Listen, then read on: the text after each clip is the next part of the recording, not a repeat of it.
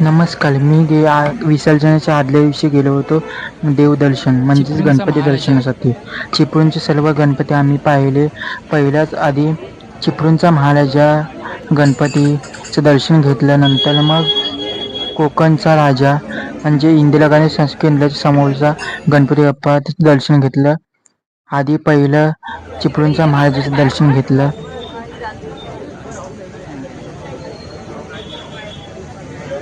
सुंदर आणि सुबक ही चिपळूणच्या महाराजाची मूर्ती होती.